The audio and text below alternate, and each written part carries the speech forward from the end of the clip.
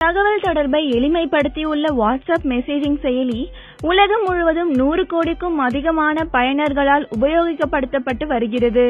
Facebook நிறுவனத்திற்கு சொந்தமான WhatsApp செயலி குறிப்பிட்ட கால இடைவெளியில் புதிய அம்சங்களுடன் மேம்படுத்தப்பட்டு வருகிறது.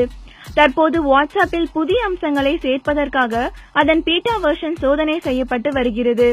வாட்ஸ்அப்பில் புதிய பதிப்பில் புதிதாக 6 அம்சங்கள் சேர்க்கப்பட உள்ளது. இந்த அம்சங்கள் என்னென்ன என்பது குறித்த தகவல்களை இந்த தொகுப்பில் காணலாம். யூடியூப் வீடியோக்களை பின்னணியில் செயல்படுத்தும் பிப். வாட்ஸ்அப் பயன்பாட்டில் சாட் விண்டோவில் நேரடியாக யூடியூப் வீடியோக்களை பயனர்கள் பிளே செய்ய அனுமதிக்கும் புதிய அம்சத்தை வாட்ஸ்அப் சோதனை செய்கிறது. வீடியோ பிளேபேக்கிற்கான யூடியூப் பயன்பாட்டை தனியாக திறக்க வேண்டிய அவசியத்தை இந்த அம்சம் அகற்றும். UPI பணப்பரிமாற்றம். வாட்ஸ்அப் வாயிலாக பணப்பரிமாற்றங்களை எளிதாக மேற்கொள்ளும் வசதியை ஏற்படுத்தும் வகையில் UPI ஒருங்கிணைக்க திட்டமிடப்பட்டுள்ளது.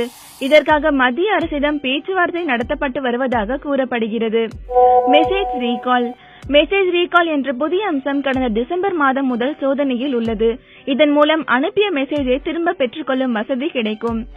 Live location sharing. Live location sharing வசதியின் மூலமாக வாட்ஸ்அப் பயனர்கள் தங்களுடைய இருப்பிடத்தை நேரலையாக மற்றவர்களுடன் ஷேர் செய்யும் வசதி கிடைக்கப் போகிறது.